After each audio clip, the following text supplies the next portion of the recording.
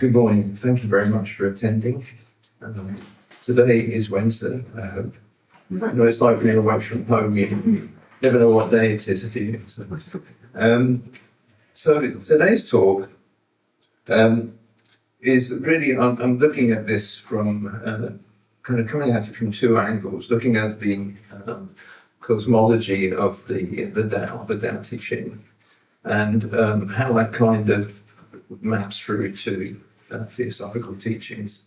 You know, in our study groups, Petra and the Blavatsky Lodge, we every fortnight we are studying the secret doctrine, and it's a very complicated, deep book. Petra provides really good notes to help us through that. I just thought it was important to look at the parallels. Okay, so, what is this mysterious and subtle Taoist art of Wu Wei? What does it actually mean? Can it help us both on a physical and spiritual level by moderating our thinking to just let it be and not let our erratic mental activity become our undoing? We will explore modern-day applications and reflect on how this philosophy of balance and harmony is really needed in our current turbulent times. So I really want to start at fundamentals. We talk about this kind of divine spark or this cosmic energy that pervades the universe, works through everything, through planets. HBB talks about, working through planets right down to the simple daisy. It pervades everywhere. How do we kind of connect to this divine spark? Can we? I wanted to start with an old Hindu legend, which I find quite reassuring. There was once a time when all human beings were gods, but they so abused their divinity that Brahma, the chief god, decided to take it away from them and hide it where it could never be found. So, where to hide their divinity was the question. So, Brahma called a council of the gods to help him decide. Well, let's bury it deep in the earth, said the gods. But Brahma answered, no, that will not do, because humans will dig into the earth and find it. Then the gods said, let's sink into the deepest ocean. But Brahma said, no, not there, for they will learn to dive into the ocean and will find it. Then the gods said, let's take it to the top of the highest mountain and hide it there. But once again, Brahma said, no, that will not do either, because they will eventually climb every mountain and once again take up their divinity. Then the gods gave up and said, we do not know where to hide it, because it seems that there is no place on earth or in the sea that human beings will not eventually reach. Brahma thought for a long time and then said, here's what we will do. We will hide their divinity deep in the center of their own being, for humans will never think to look for it there.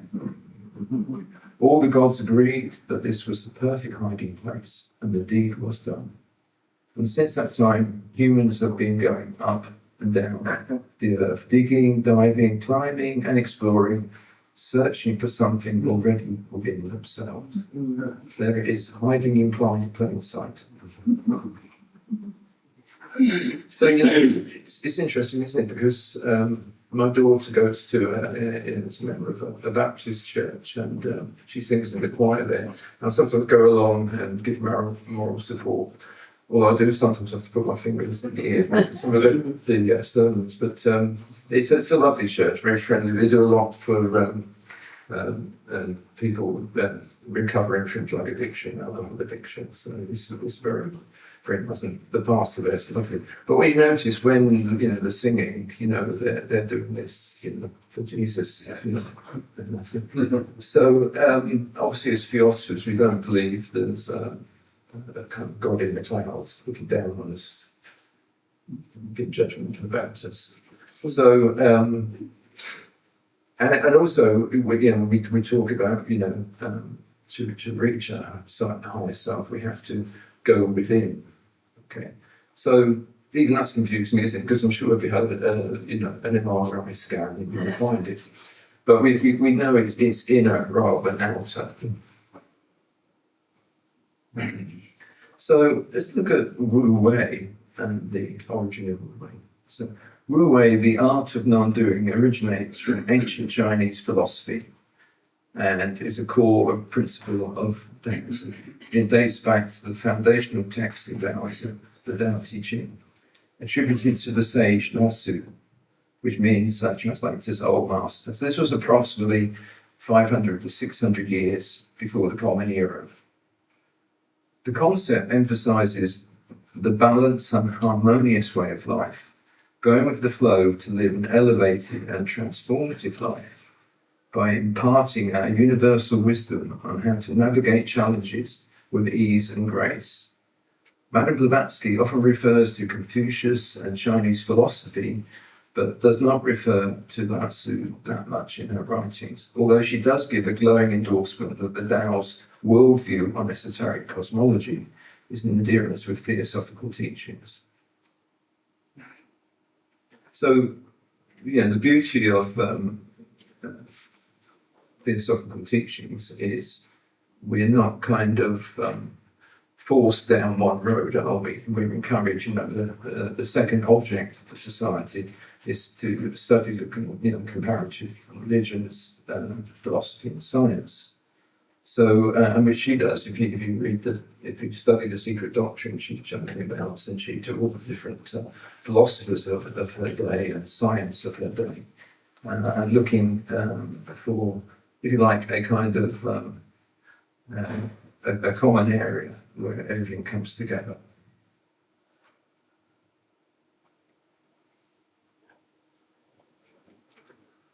Okay, so on page 42 of the Tao Te Ching, if you look at I've tried to map it across as best I can, the parallels, but there is a page there where it says the Tao begot one begot two, two begot three, and three begot 10,000 things. 10,000 things is everything in the manifested universe. The 10,000 things carry in and embrace yang. They achieve harmony by combining these forces. So I have to be mindful that we've got people here who've been studying philosophy for 50 years or a long time, and then we've got other people that are just dipping their toe in the Ganges of theosophy for the first time. So we have to be careful that this is not an in-depth study group. So, if we think of the Tao, it itself, it is what we call the absolute, and the absolute is beyond full space and time. It's absolute. It's not good. It's not bad. It can't be named. It has no attributes. And that's why it's difficult, because obviously in theosophy we're talking about that upper triad, which is beyond human conception. So it's neither being nor non-being. But in the teachings of the Tao begot one, which was the first unmanifested logos, Parabrahma Prakriti, undivided primary unity, the seed of the cosmos, yin and yang in potentials. So this is the talk of how a manifestation would come into being. One begot two, which equals the second logos. Archetypes, divine mind acting on Mother Prakriti, ideation, the structuring of a new manifestation, polarizes into yin and yang. So yin and yang is going to be this, what underlies this cosmic energy is balance and harmony. Now what happens, we'll see later in the cycle, when we don't have balance and harmony? You look at our planet now, and those who Damon's film last night about the wolves, when they reintroduced the wolves back into Yellowstone Park, a whole the whole ecosystem changed for the better. Trees got bigger and grew, and plants came, because things came back into balance. That balance of nature was necessary, and man interferes with it, as we see now. If you look at, we're killing the oceans, and we think, human beings think they know more than nature. And nature is part of the divine plan, it is part of this cosmic energy, and I think it knows better than us.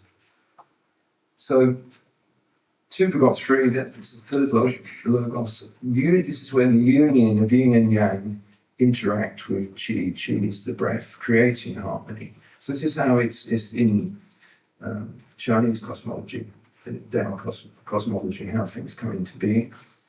And 3 begot 10,000 things. 10,000 things is, what that means is you've now come from spirit into matter, and this really reflects mineral, plant, and animal and human.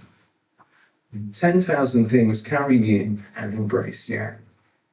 Taoism, everything in existence has polar principles, yin and yang, to provide dynamic balance. And when it doesn't, then we have problems. They achieve harmony by combining these forces.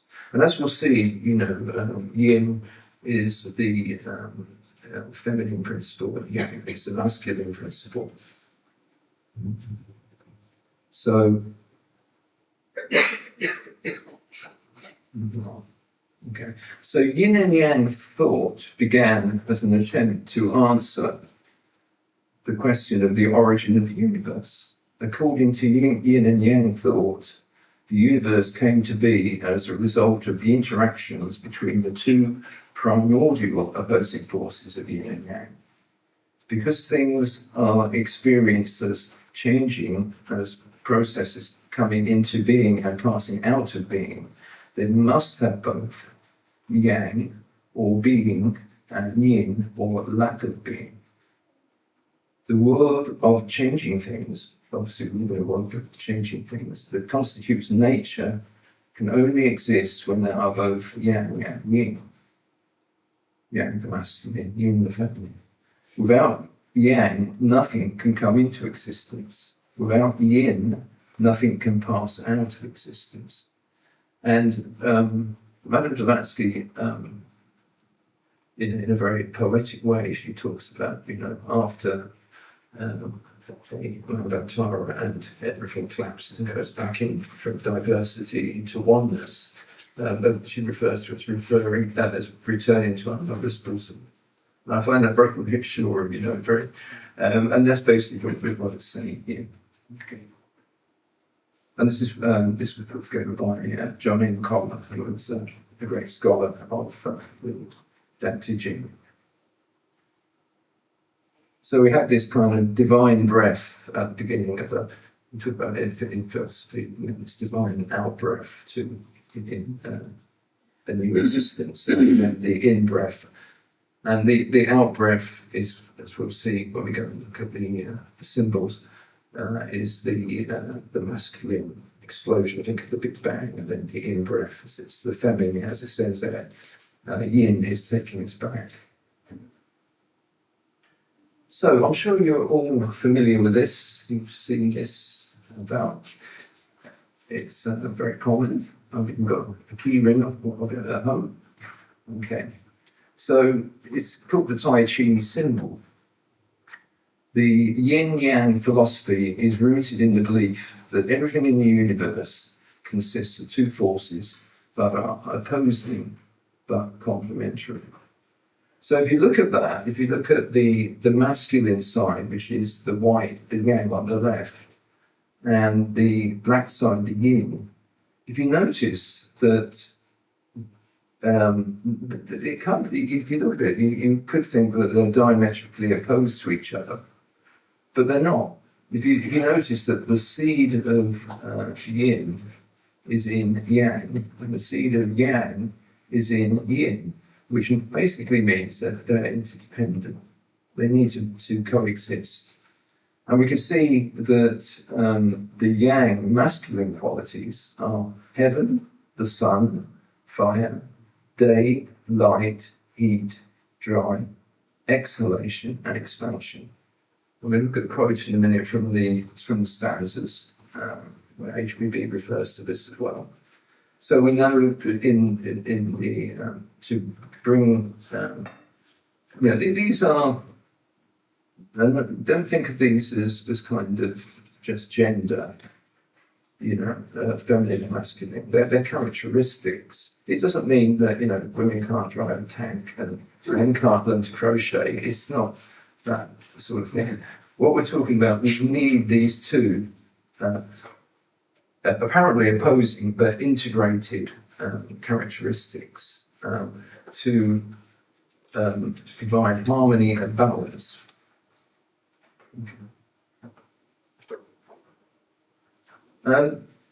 So in Taoism perceives the Tao as a natural order underlying the substance and activity of the universe. So in the Secret Doctrine, in the stanzas, HBB says, Father, Mother, spin a web whose upper end is fastened to spirit, pollution, the light of the one darkness, and the lower one to matter, prakriti. It's the spirit's shadowy end, and this web, this universe spun out of the two substances made in one, which is Swanwick. The Swanwick was from all nature proceeds and into all nature returns at the end of life cycles. So it's like mother and father, we're coming from unity, everyone being one, to inner manifestation, diversity as we have now. But it's not really, we're not really separate, are we? We're all one. But the maya of the illusion is that we're separate, which causes a lot of problems. And obviously our job, what we're trying to do in Theosophy is see beyond the illusion and see what our real self is, with a capital S. So again, in the stanza 3, this is very poetic. It, the web, expands when the breath of fire, the Father, is upon it. So if we go back, the Father, dry exhalation, expansion, you need that masculine characteristic. She then goes on to say, it contracts when the breath of the mother, the root of matter, touches it. Then the sons, the elements with their respective powers or intelligence, disassociate and scatter to return into their mother's bosom at the end of the great day and re-become one with her. When the web is cooling, it becomes radiant, its sons expand and contract through their own cells and hearts. They embrace infinitude, so that we can go back from a journey from matter back to spirit, start of a new Avantara. We go into Pralayam for a while, and the cycles continue.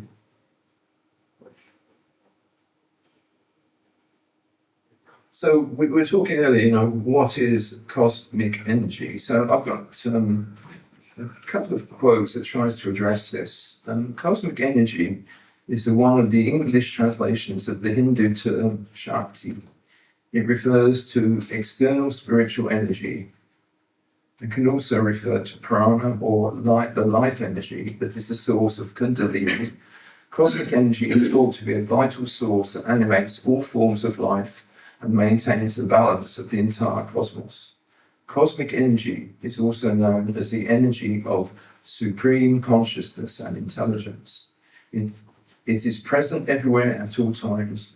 People need this energy in order to maintain balance in their lives, and then can purposely receive it by practicing spirituality.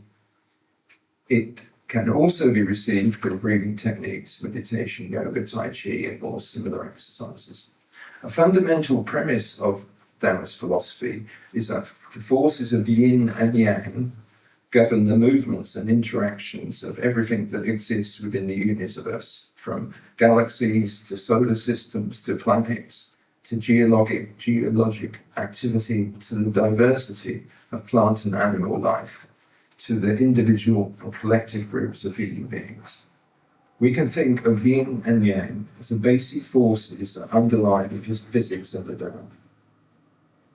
So that was a quote from Andrew Townsend. If you're looking for a very kind of concise, practical book on Wu Wei, I can recommend this one, the Tao of Non-Doing by Andrew Townsend. He's an American. You can get that on Amazon. So, taking a look at this cosmic energy then that pervades the universe and everything in it, when you study the secret doctrine, you'll see the term Fohat come up quite a bit. So, Fohat then is a personified electric vital power, the transcendental binding unity of all cosmic energies, says HPB. On the unseen, as on the manifested planes, the action of which resembles, on an immense scale, that of a living force created by will in those phenomena where the seemingly subjective acts on the seemingly objective and propels it to action. Fohat is not only the living symbol and container of that force, but is looked upon by the occultists as an entity. The forces he acts upon being cosmic, human, and terrestrial, and exercising their influence on all those planes, respectively. On the earthly plane, his influence is felt in magnetic and active force generated by the strong desire of the magnetizer. On the cosmic, he is present in the constructive power that carries out in the formation of things, from the planetary system down to the glowworm and the simple daisy. So it incorporates everything from planetary systems, as she says, right down to the simple daisy. The plan in the mind of nature, or in the divine thought, with regard to the development and growth of the special thing. He is metaphysically the objectified thought of the gods, the word made flesh, on a lower scale, and the messenger of cosmic and humic ideations, the active force in universal life. She used the word entity there in capital E. I looked that up in the Hindi dictionary, and I said the word or phrase entity refers to that which is perceived or known, or referred to have its own distinct existence, living or not living.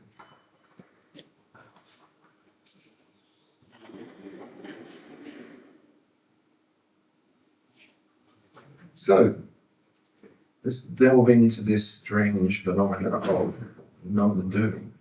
So, what is non-doing?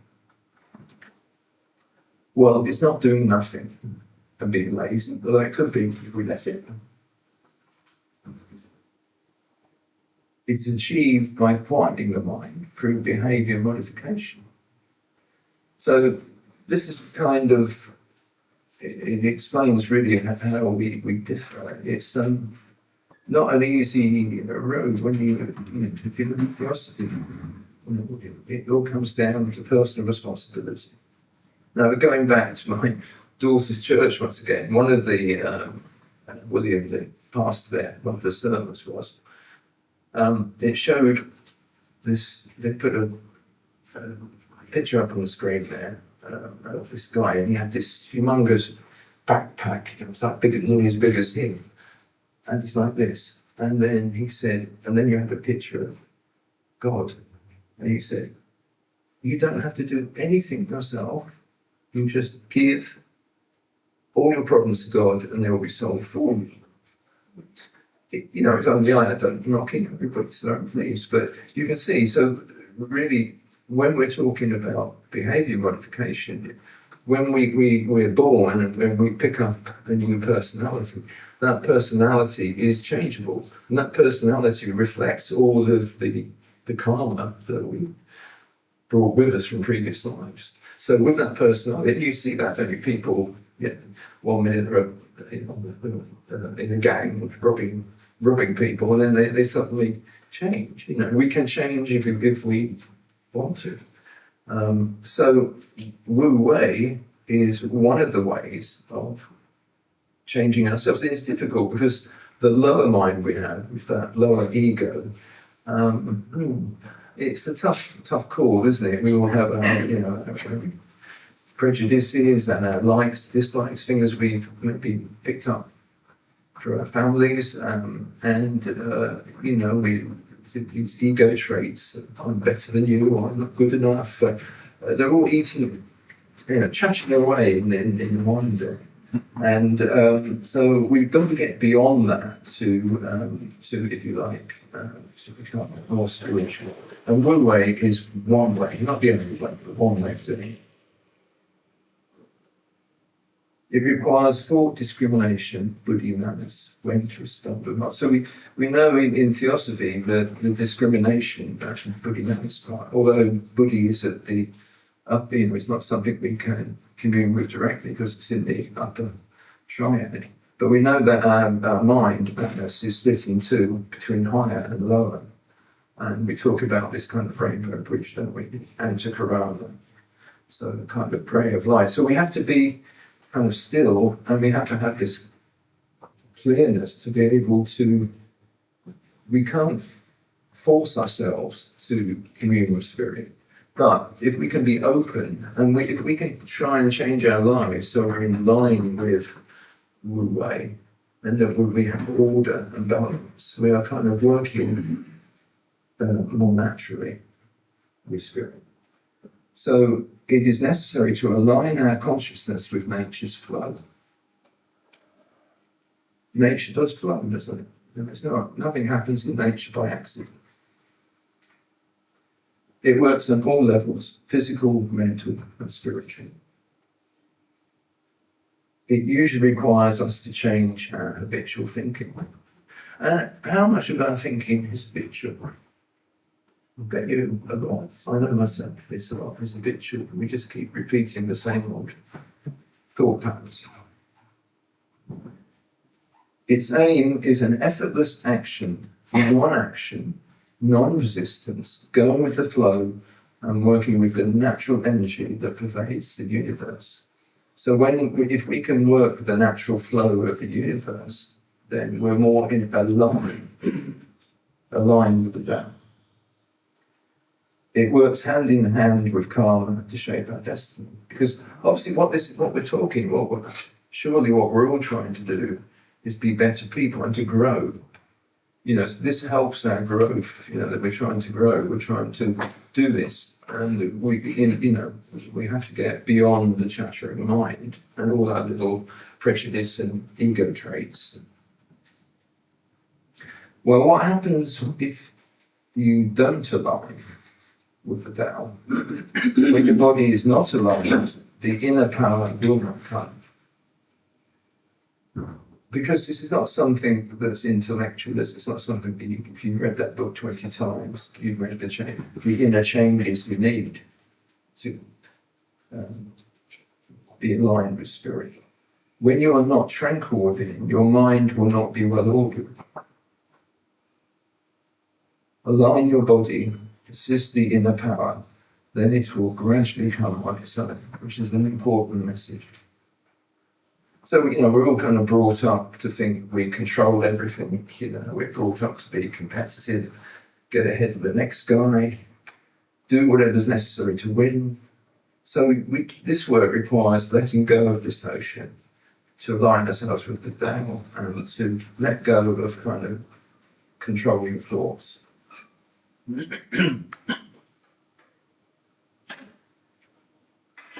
So there's two quotes there, one from Andrew in his book on Wu Wei, and another one from William White Judge, who was the co-founder of the Theosophical Society with Madame Blavatsky.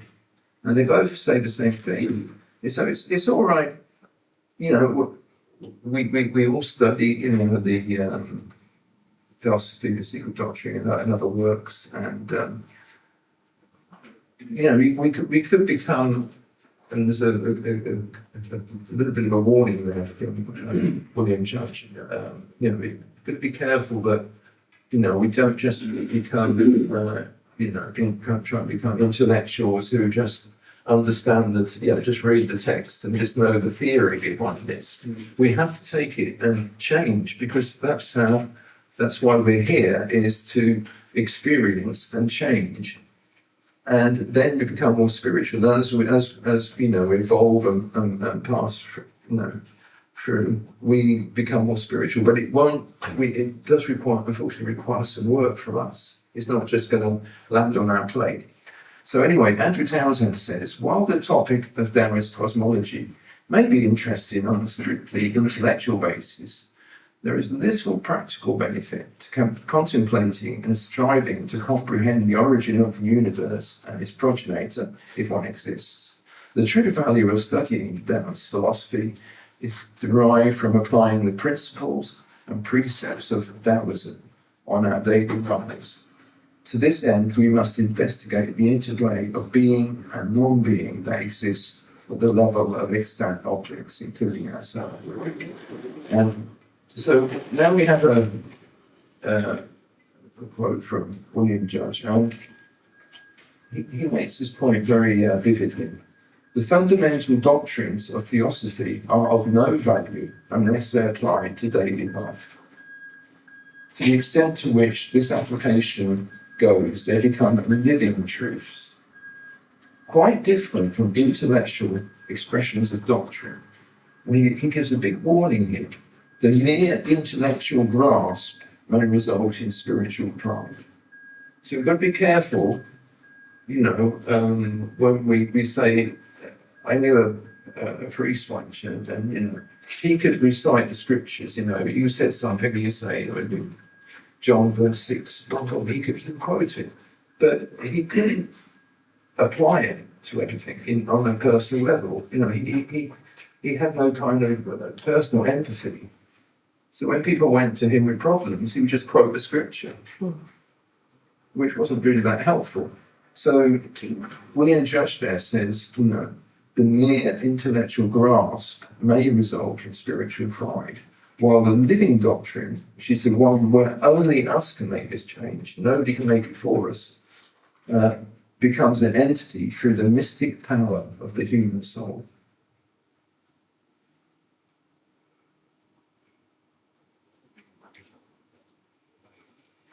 Right, a very practical example here. Now, we said this pervades everything. Mineral, plant, animal, human. Yin and yang, this balance, this coordination is in everything. Now, we have this thing with our musculature. It's called antagonistic muscle. It's a bit like that drawing you saw of yin and yang. Yin and yang seem to be opposing, but they're actually supporting each other. So with our muscular system, if we think of the arm here, okay, when I pull my arm up here, the biceps contract and the triceps stay relaxed. When I relax my arm down here, the reverse happens. The biceps relax and the triceps are contracted. So this is exactly the principle we're talking about here, that you have something that appears antagonistic, but without that antagonistic muscle pull, you couldn't do that with your arm. It wouldn't work. It's built into nature. It's built into the stars. It's built into plants, yin and yang.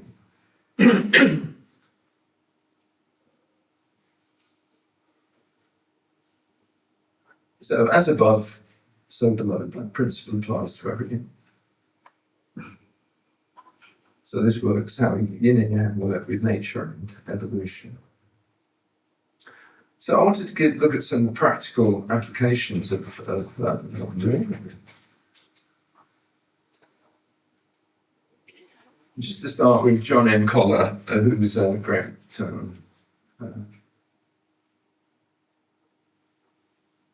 he has great knowledge on the Tao. So the Tao teaching is an anti-authoritarian treaty, which posits that the way of virtue lies in non-action, Wu Wei, through a recognition of the natural universe known as the Tao. The Tao flows without effort, and like water goes where it will without striving, and affects change and growth. To be virtuous, one should emulate the Tao and engage in non-action, not forcing an effect or outcome. Human-made laws, it claims, cannot make one virtuous and cannot contribute to good behaviour, inner peace or empathy with others, because they're not in tune with nature. It is only by recognising the Tao and one's connection to all things that one may achieve these goals. To recognise the Tao, one must know what it is.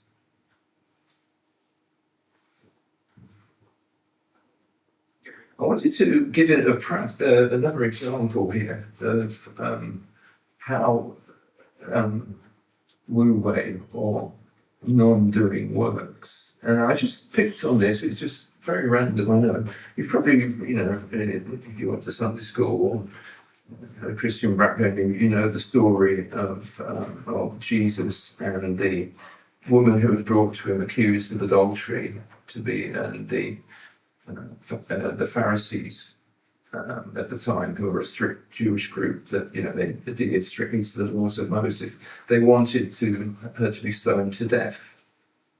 And if you look, you see in the picture there, Jesus is actually looking on the floor, on his haunches there, trying to write something in the sand. And the Pharisees bring in this woman, throw her down at his feet and say, she's an adulteress. We want to stone her to death. So it's a tricky situation, because at the time,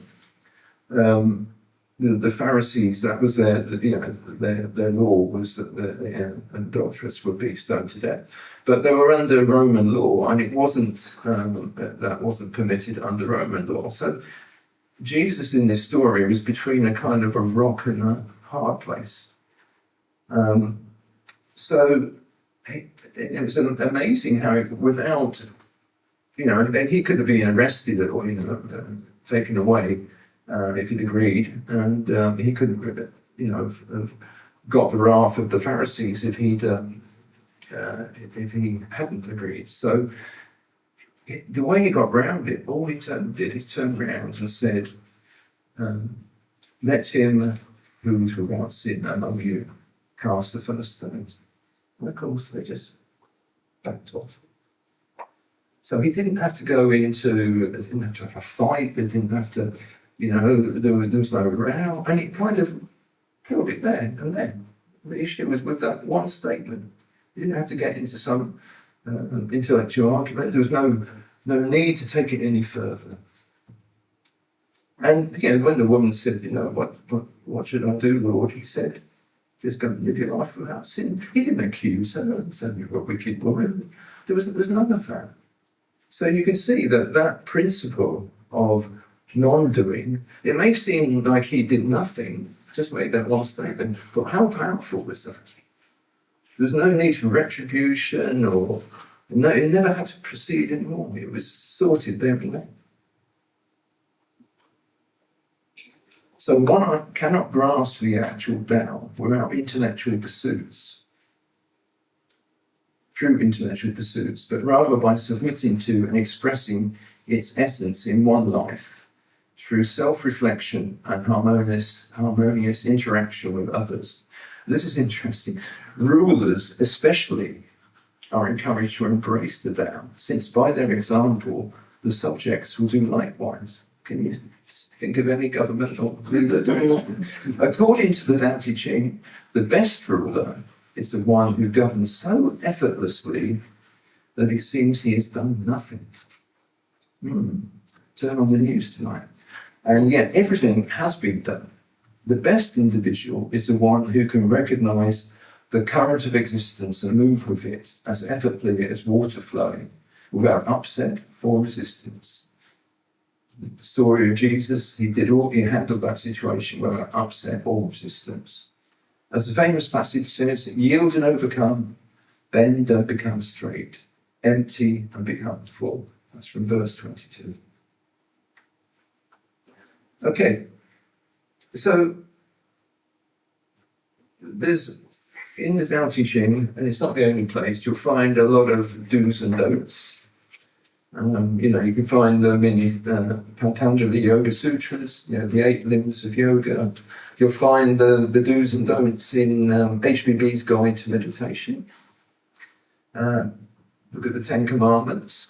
Okay. So let's just go through them. I won't spend too much time. Act, but don't take credit for your work. Produce, but don't own. Value health over wealth. Avoid extremes. Put yourself behind others. Practice humility.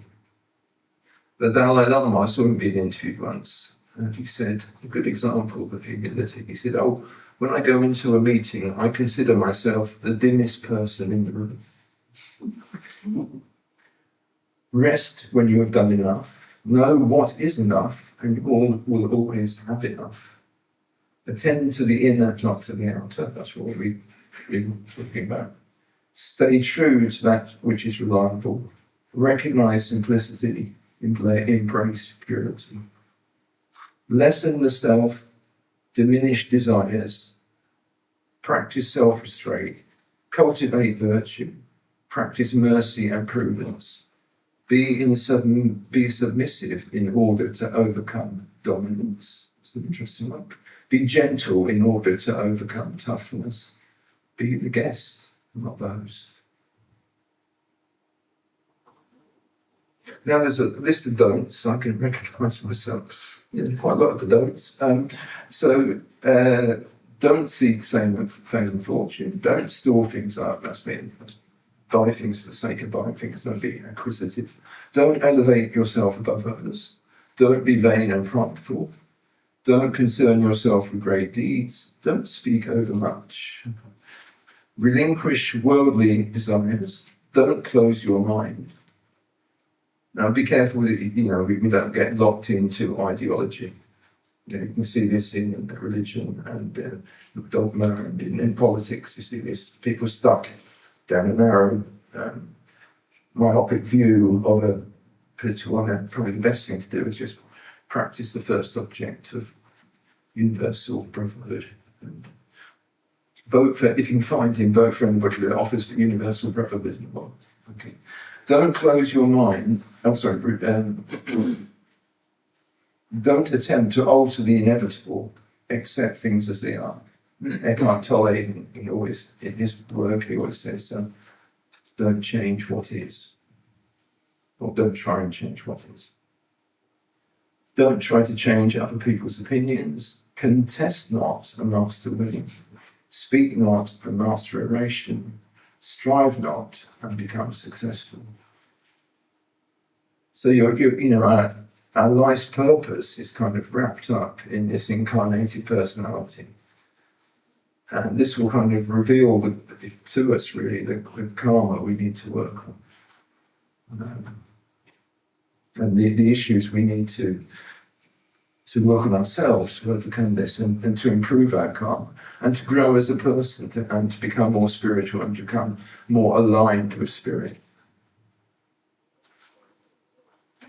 Some famous quotes here. The best individual is the one who can recognize the current of existence and move with it as effortlessly as water flowing without external resistance, as in the famous passage. Yield and overcome, bend and become straight, empty and become full. The green reed which bends in the wind is stronger than the mighty oak which breaks in a storm. That's from Confucius. So if we accept change and don't try and fight it, it's much better, isn't it? So it's much better to go with the flow than try and resist.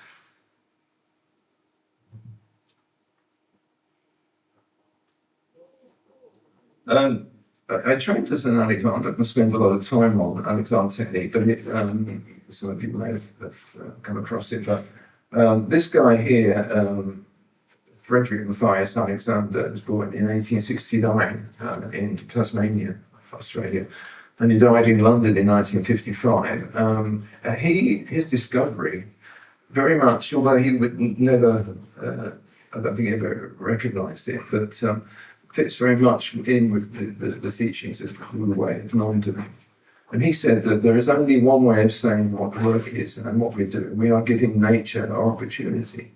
So what he noticed through his own problems was that, he loved Shakespeare. He was an orator of Shakespeare. And he also grew up in Tasmania, in the wilds of Tasmania, and he used to study animals and animal movement, especially horses. And cut a long story short, when he used to recite Shakespeare, so people would pay good money, go into this theatre in Sydney or somewhere and listen to him. He got 20 minutes into it and he'd lose his voice and couldn't speak. A bit embarrassing. So he, being quite a stubborn man, he thought, well, he had medical advice and the doctor said, well, there's nothing medically wrong with you. And he deduced, well, if there's nothing medically wrong with me, it must be something I'm doing to myself. And lo and behold, and this is the persevering, so in his rooms he set up this kind of array of mirrors, and he used to recite and say, what am I doing that's causing me to lose my voice? And what he found was that he was pulling his head back, unbeknown to him, and sucking in air. We talk about habitual. In the Alexander technique, it's called habitual misuse. He was misusing himself. That was causing pressure on his larynx and he would lose his voice. So he was the cause of losing his voice. There was no medical reason for it. Then he spent years, I think it took him 8 years to fix this, because he said, I'm pulling my head back and sucking in air. What I'll do is I'll hold it rigid. And he still lost his voice. So he said, there must be a way of changing my thought pattern to stop this, because this is my subconscious. Yeah, I somehow have to work out how to get my subconscious and conscious up to my consciousness to deal with it. So he found that the best thing to do was pause. So before he would speak, he would pause. Then he would give himself a direction to free his neck and soften. Then he would speak, and the problem went away. By putting the pause in, the body went into its natural state of poise and balance, what we would call Wu Wei. Because that's where we're born. If you look at a 2-year-old, a toddler, it's amazing, isn't it? If you watch them sitting down, they're lovely straight back and they're loose and like, they haven't been corrupted like the rest of us yet until they get to school, they get rubbish chairs, So his discovery was, in a nutshell, was that we can change our physical use by changing our thinking, because nothing happens without a thought. If I raise my arm, the thought always becomes before the action. Yeah. So the key points of the Alexander technique were thinking in activity, beware of endgaming, so you look at the how, not the end result. If I have to get from here to the door, if I do it in a balanced and poised way, I'll get them in better shape. If I try and run and trip over David's cord, then I can do myself some damage. Yeah? So poor use of the self, which is the body and the mind, equals poor functioning. Poor habitual use can be changed. Stop trying to be right, be less wrong. So when you stop the wrong thing, the right thing can naturally happen. Subconscious habits can be changed when made conscious. The intelligent body, lightness of movement is our birthright. So that shows that, we're talking at different levels here, but this is how, balance and harmony, we're trying to harmonize with our natural way of being. And it's strange, isn't it, or not? You can go to a tribe up the Amazon, and they've hardly never backache, very little arthritis. Well, for a start, they haven't got these things, chairs. They're naturally moving down, using their body in a natural way. And it seems very kind of the kind of modern technical era that gives us all of these problems with our body. But the good news is that we can change it, but we can't go from, you see soldiers on parade, they go start and then they pass out because the blood flow to the brain cuts off, and they pass out because they're standing rigid for 20 minutes on parade, Okay. there are two aspects of life. I just picked this randomly up from the Brahma Kumaris.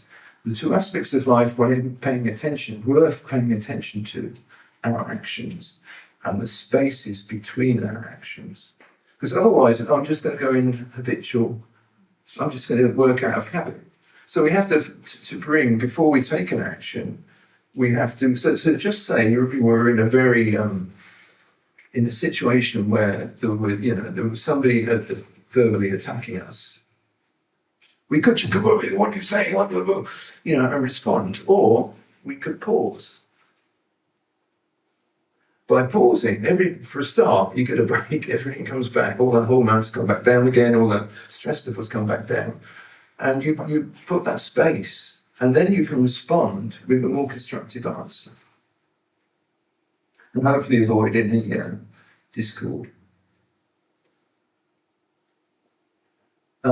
So in meditation, you focus on being, not doing, by becoming the observer. And we have to be careful with a meditation technique that we don't make it a kind of sensual experience. You know what I mean? That it's a bit like, you can look online and you can find thousands of meditation techniques for relaxation. It's good, and I'm not knocking it.